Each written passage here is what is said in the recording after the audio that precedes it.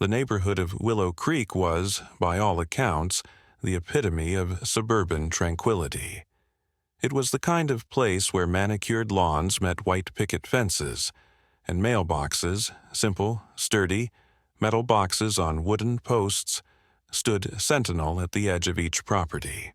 My own little corner of Willow Creek was no different. I, an older gentleman who valued peace and quiet above all else, had found a certain comfort in the predictable rhythm of life here. The days unfolded with a gentle sameness. Morning coffee on the porch, tending to my small garden, the occasional chat with a passing neighbor. It was, in a word, peaceful. That peace, however, was about to be shattered, and it all started with something as seemingly insignificant as a mailbox. Across the street lived Karen. We'll just say that Karen and I had differing philosophies on neighborhood aesthetics. She was, to put it mildly, a stickler for rules, both written and unwritten. Her house was a testament to this, a perfectly symmetrical structure with a lawn so precisely trimmed it looked artificial. Her flower beds were arranged with military precision, each blossom seemingly identical to the next. While I appreciated order, Karen took it to an extreme that bordered on obsessive. She'd been known to leave passive-aggressive notes on cars parked slightly askew, and her complaints about the inappropriateness of certain garden gnomes were legendary. There were whispers of course among the other neighbors, hints of a past setback, a messy divorce perhaps, or a career that had stalled before its prime, something that had fueled her need for absolute control over her immediate surroundings. But these were just whispers, nothing concrete. The first sign of trouble was subtle. My mailbox, a perfectly ordinary, unoffensive metal box, was tilted slightly to the left. I straightened it, assuming it was the wind, or perhaps a careless delivery driver. But then I noticed other things. Small, almost imperceptible disturbances. A faint set of footprints in the damp soil near the mailbox that weren't mine. The rustling of leaves late at night, when there was no breeze. A lingering feeling of unease began to settle in. A prickling awareness that something wasn't quite right. The ordinary, the mundane, had taken on a subtle, unsettling edge. Something, or someone, was messing with my mailbox. The subtle disturbances around my mailbox weren't so subtle anymore. The tilt became a lean. The lean became a near collapse. It was clear this wasn't the wind, or a clumsy kid, or even a particularly determined squirrel. Someone was deliberately targeting my mailbox, and the prime suspect, unfortunately, lived right across the street. My solution, born of equal parts irritation and a desire for neighborhood security, was a discreetly placed security camera. It blended seamlessly with the birdhouse I'd mounted on a nearby tree, offering a perfect, unobstructed view of the mailbox. I'd initially justified it to myself as a general precaution. There had been talk of petty theft in the area, but deep down, I knew what I was really looking for. The very first night, the camera captured the culprit. It was almost comical. There, bathed in the grainy black and white glow of the infrared, was Karen. She was dressed in what I could only describe as aggressively floral pajamas, a flashlight clutched in one hand like a weapon. She crept towards my mailbox with the exaggerated stealth of a cartoon burglar, glancing furtively from side to side. Then, with a grunt of effort, she kicked it. Not a playful tap, but a full-on soccer mom gone rogue kick. I watched the footage again, and again, a mixture of fury and amusement swirling within me. "Seriously, Karen?" I muttered to the empty room. "A mailbox?" I fixed the damage, a deep dent now marring the metal, but a plan was already forming. This wasn't just about a mailbox anymore, it was a matter of principle. My counteroffensive began the next day. First, I reinforced the mailbox post, making it considerably more difficult to dislodge. Then came the fun part. I repainted the box, choosing a shade of bright, almost offensively cheerful yellow, a color I knew Karen detested. I even added a small, motion-activated musical chime that played a jaunty, slightly off-key rendition of Yankee Doodle whenever anyone approached. I watched from my window as Karen walked her perfectly groomed poodle, another victim of her aesthetic tyranny, I suspected, past my house. She stopped dead in her tracks, her face contorting in a mask of pure, unadulterated rage. The chime triggered, and the poodle yipped in surprise. It was glorious. "Morning, Karen," I called out, feigning innocence. "Lovely day, isn't it?" She glared at me, her eyes narrowed to slits. "You think this is funny?" she hissed. "Funny? No, ma'am," I replied, maintaining my composure. "Just trying to brighten up the neighborhood. You know, add a little flair." Her response was a low growl that would have made her poodle proud. That night, the mailbox suffered another attack, though this time it was less forceful. A series of frustrated pushes and shoves, as if she was testing its newfound resilience. The chime, of course, cheerfully announced her presence each time. My mailbox, however, stood firm. The following afternoon, I found Karen standing on my porch, arms crossed, her expression thunderous. This was it, the showdown. "This has to stop," she declared, her voice tight with barely suppressed fury. That thing is an abomination. It's ruining the aesthetic harmony of the entire street." "The mailbox?" I asked, feigning confusion. "But it's just a mailbox, Karen. A perfectly functional, and I might add, rather cheerful mailbox." "Cheerful? It's an eyesore. It's a deliberate provocation." "Provocation?" I raised an eyebrow. "I'm simply complying with postal regulations, Karen. Are you suggesting I shouldn't have a mailbox?" "You know exactly what I'm talking about," she sputtered. "The color, the music, it's all designed to antagonize me." "Antagonize you? Karen, I assure you, my primary concern is receiving my mail. Perhaps you're overthinking things." I paused, letting the implication sink in. "Unless, of course, there's something else bothering you about my mailbox?" She opened her mouth to retort, then closed it again, her face flushing a deeper shade of red. She knew she was being baited, but she couldn't resist the urge to defend her completely insane position. "It just does not fit," she finally blurted. "It is totally out of place." "Well, I like it." That night, as I was reviewing the mostly uneventful security footage, I noticed something I hadn't seen before. A small crumpled piece of paper lay near the base of the mailbox. It hadn't been there earlier. I went outside to retrieve it. It was a note, written in a shaky, almost childlike hand. "Leave it alone." My heart rate quickened. Was this Karen escalating her tactics, or was someone else involved? I started paying closer attention to the comings and goings on the street. I noticed a teenager, a boy I didn't recognize, who seemed to be spending an unusual amount of time loitering near the corner. He wore a hooded sweatshirt and always seemed to be looking down, avoiding eye contact. Could he be involved? The uncertainty was unsettling. I felt a genuine twinge of fear, a sense of vulnerability I hadn't experienced in a long time. This was no longer just a silly feud with a nosy neighbor. It was starting to feel dangerous.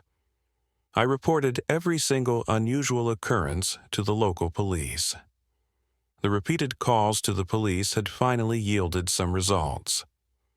Officer Miller, a young, earnest-looking officer, arrived at my door, notebook in hand.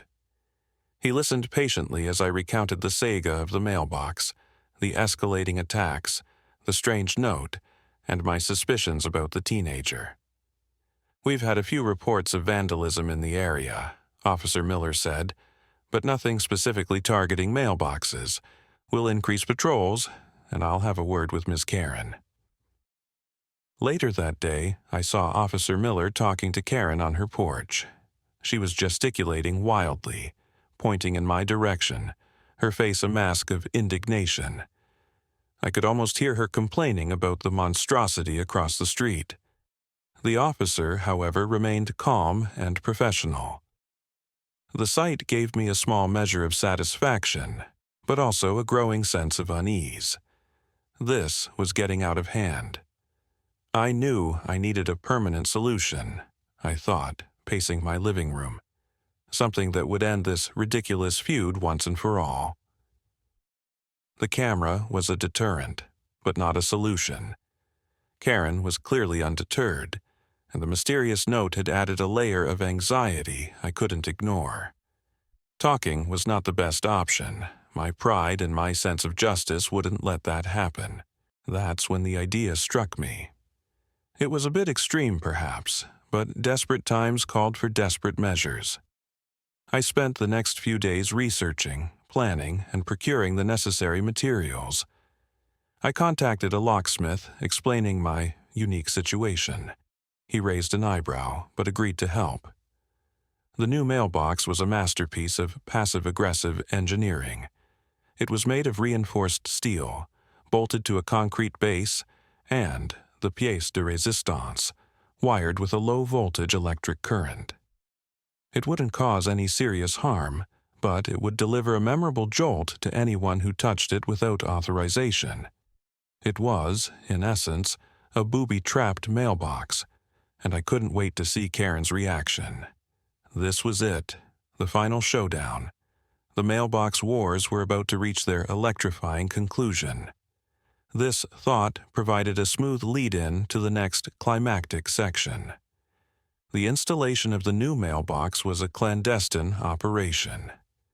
Under the cover of darkness, the locksmith and I worked quickly and quietly, replacing the battered yellow monstrosity with its sleek steel successor. It looked deceptively ordinary, almost disappointingly so, but I knew its secret, and that was enough to bring a smile to my face. The next morning, I watched from my window, a mug of coffee warming my hands, as Karen emerged for her daily poodle walk. She stopped, as I knew she would, in front of my house. Her eyes narrowed, scanning the new mailbox. It was a perfect imitation of a standard regulation mailbox, but I could see the suspicion in her gaze.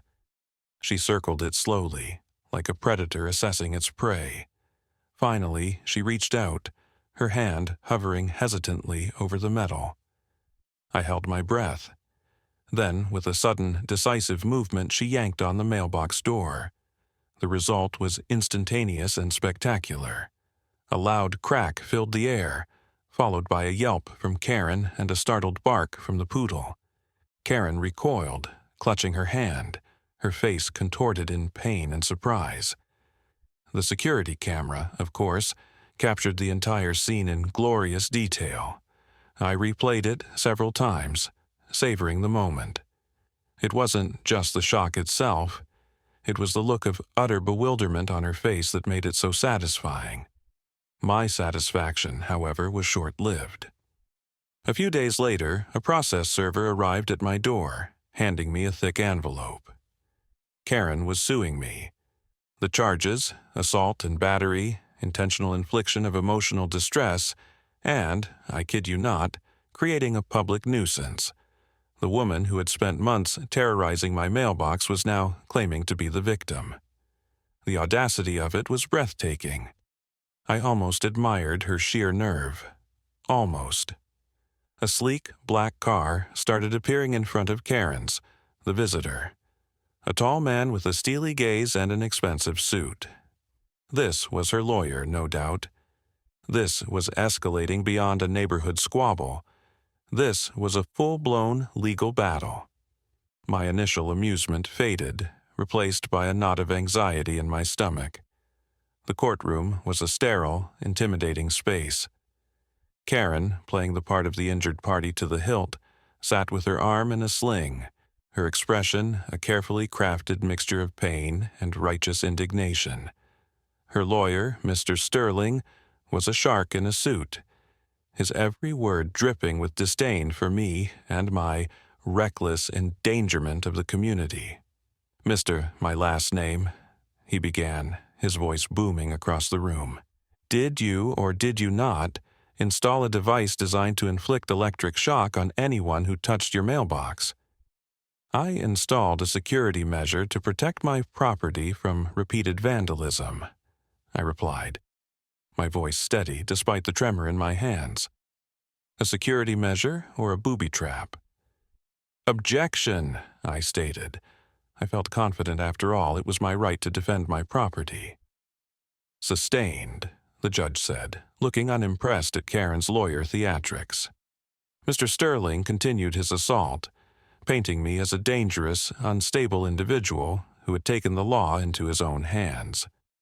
Karen chimed in with dramatic sobs and tales of sleepless nights and lingering pain. It was a masterful performance, but I had an ace up my sleeve. Then, a surprise. A young man, the same teenager I'd seen loitering near my house, was called to the stand. He was nervous, fidgeting with the hem of his shirt, but his voice was clear. "I saw Miss Karen," he said, pointing at her. "I saw her messing with the mailbox, lots of times. She even tried to get me to help her once, said she'd pay me." Karen gasped, her carefully constructed facade crumbling. Mr. Sterling looked flustered, clearly caught off guard. Finally, it was my turn. "Your Honor," I said, "I have video evidence of Miss Karen's repeated attacks on my property." I handed the USB drive to the bailiff. The courtroom fell silent as the footage played. There was Karen, in all her floral pajama-clad glory, kicking, punching, and finally yanking on the electrified mailbox. The moment of the shock was undeniable. The judge watched, his expression hardening with each passing second. "Ms. Karen," the judge said, his voice laced with disapproval, "did you, or did you not, deliberately and repeatedly tamper with the plaintiff's mailbox?" Karen stammered, her eyes darting around the room, searching for an escape that wouldn't come. I was just trying to improve the neighborhood." The judge was unmoved. "The video evidence clearly shows otherwise. Furthermore," he added, "tampering with a mailbox is a federal offense. This court finds you guilty of vandalism and dismisses your frivolous lawsuit." He then proceeded to explain to Karen the severity of her crime, the federal penalties. He was sentencing her for 2 years and $10,000 fine. The courtroom erupted in a murmur of surprise and, I confess, a fair amount of schadenfreude. Karen looked utterly defeated, her face ashen. The carefully constructed image of the wronged victim had shattered completely, revealing the petty, vindictive tyrant underneath.